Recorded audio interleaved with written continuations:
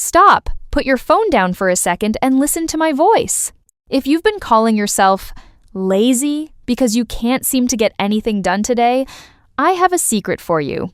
You're not lazy. You're just exhausted. Welcome to Nicole's English Podcast, the corner of the internet where we heal your soul and improve your English, one story at a time. I'm Nicole, and today we are going to silence that mean voice in your head and replace it with compassion. In this episode, we are going on a journey together. First, I'm going to describe a scene that I know you've experienced, the blinking cursor moment. Second, we'll dive into the 3 invisible drains that are sucking the life out of us in 2026. And finally, I'll share a simple, radical solution to help you start blooming again. Whether you're listening to sharpen your English ears or to find a moment of peace, stay with me. Let's breathe together. Let's talk about that moment. You know the one. It's late afternoon, or maybe it's 3 o'clock in the morning. You are sitting at your desk, or maybe you're huddled on the sofa with your laptop balanced on your knees. The air in the room feels stagnant. There's a half-eaten sandwich on a plate next to you, and your coffee, which you made with so much hope an hour ago, is now stone cold. There is a thin, oily film on the surface of the liquid, reflecting the blue light of your screen. On that screen, there is a document, or a spreadsheet, or an empty email. And there it is, the cursor. Blink. Blink. Blink. It feels like it's mocking you, doesn't it? Every time it flashes, it feels like it's saying, still nothing, still no ideas, still no progress. Your limbs feel like they are made of lead. Moving your hand to the mouse feels like a Herculean task. You know you should be working. You know there are deadlines.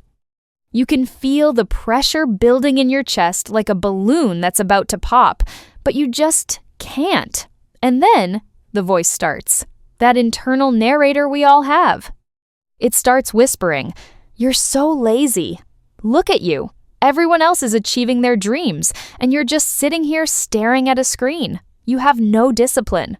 You're failing." I want you to look at that scene from the outside for a moment. If you saw a friend sitting there, looking that pale, that tired, with eyes that heavy, would you walk up to them and tell them they were lazy? No. You would ask them, when was the last time you slept? When was the last time you laughed? Do you need a glass of water? We are so much meaner to ourselves than we are to anyone else. We interpret our body's cry for help as a character flaw. We see a blown fuse and we call it laziness. But let's look closer. Why is the fuse blown? Why does 2026 feel like we are constantly running a marathon uphill while carrying a backpack full of rocks? We have to acknowledge the world we are living in right now. It is a world of over-input. Think back to just 10 years ago. Life was fast, yes, but it wasn't this fast. Today, we are the first generation of humans who are expected to process the collective anxiety of the entire planet every single morning. Before you even get out of bed, you've scrolled through a natural disaster in one country, a political crisis in another, and 10 perfect lives on your social feed that make your own life look small and dull. Our brains are still using biological hardware that is thousands of years old, but we are trying to run the software of a high-speed AI world. It's an impossible mismatch. We are not just physically tired. We are informationally exhausted. I read a study recently that said the average person today processes more information in one day than someone in the 1800s processed in their entire lifetime. Let that sink in. Every ping on your phone, every advertisement on the street, every headline, every email, it all costs a tiny bit of your energy. And because we are always on, we never actually enter a state of rest. Even when we are relaxing, we are usually consuming. We are watching videos, we are listening to music, we are scrolling. Our brains never get that quiet dark they need to reset. So when you find yourself unable to move that cursor, it's not because you lack willpower. It's because your brain has reached its limit. It has performed a force quit to protect itself. Now, moving on to the second part of our map. Where exactly is this energy going?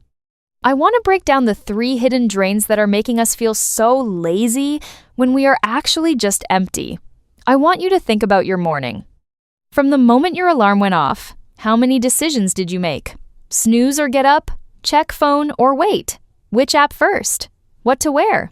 Is this shirt too wrinkled? What to eat? Which route to take to work? Which email to answer first? What tone should I use in this reply? By the time you sit down at your desk at 9 a.m., you have already made hundreds of choices. Every choice, no matter how small, drains a little bit of your decision juice. By mid-afternoon, that tank is empty. This is why you can be a brilliant manager or a creative genius in the morning, but by 5 p.m., you can't even decide what kind of pizza to order. It's not laziness. It's decision fatigue. Your brain is simply tired of choosing. The second drain, emotional labor. This is a big one, especially for my listeners who are women. We spend so much energy managing the emotions of the people around us. We soften our emails so we don't seem too aggressive. Women ensure everyone at the meeting is comfortable. We worry about a friend who hasn't texted back. We carry the invisible list of birthdays, chores, and emotional needs of our families. And then there is the emotional labor of comparison. Every time you see someone else's success, a tiny part of your brain does a calculation, where am I compared to them? That calculation is incredibly expensive. It burns fuel like a rocket engine. Doing that all day long, comparing your behind the scenes to everyone else's highlight reel, leaves you emotionally bankrupt. The third drain. The sensory flood. We live in a world designed to grab our attention. Bright lights, high contrast screens, fast-paced videos, constant noise. Our nervous systems are in a state of high alert almost all the time. Have you ever noticed that after a long day in a bright office or a crowded city, you feel like you've been hit by a truck? You didn't run a marathon, you just sat in a chair. But your nervous system ran a marathon. It was constantly filtering out the noise, the lights, and the interruptions. When you combine these 3, decision fatigue, emotional labor, and sensory overload, you get a state I call the gray out. You aren't burnt out in the traditional sense. You're just gray. Everything feels muted. Everything feels like too much effort. And because you can still function, you still go to work, you still cook dinner, you think you're fine. You think you're just being lazy because you don't have the spark you used to have. But the spark is gone because the fuel line is pinched. So, how do we fix this? How do we find our way back to the cozy corner of our own lives? The solution isn't to buy a new planner. It's not to wake up at 5 a.m. It's not to drink more matcha. The solution is to stop fighting yourself. Imagine you are driving a car and the low fuel light comes on. Do you get angry at the car?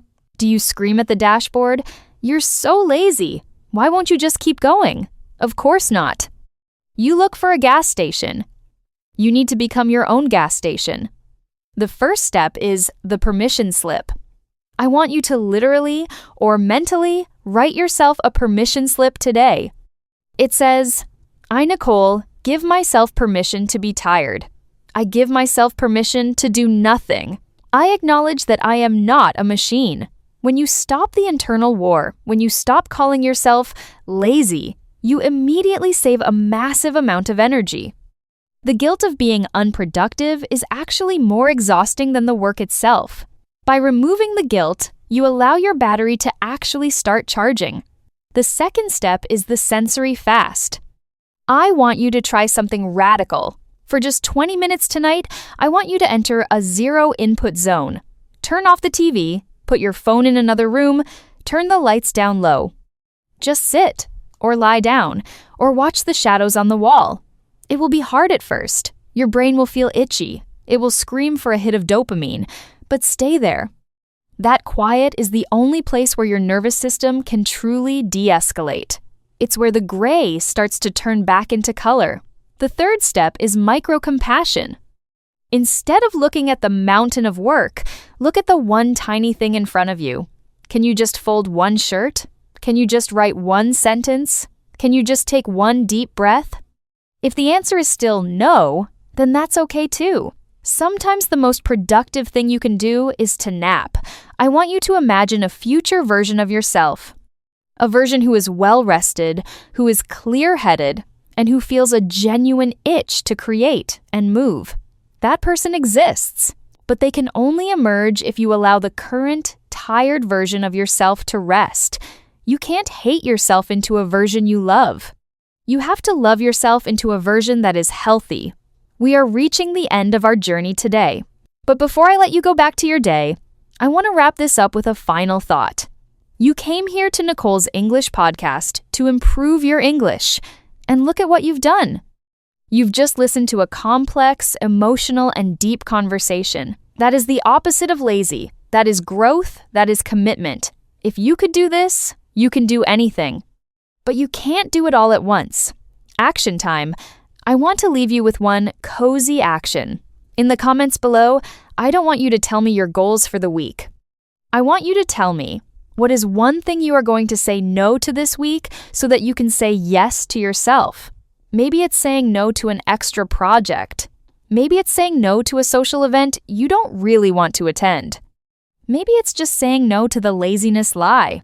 If you felt a bit of the weight lift off your shoulders today, please share this with a friend who is also pushing herself too hard. Let's make the internet a bit more cozy together. I'm Nicole. Thank you for trusting me with your ears and your heart today. Go take a sip of water, close your eyes for a minute. You're doing a great job. I'll see you in the next episode. Stay cozy, stay curious, and remember, you're not lazy. You're just human. Goodbye for now.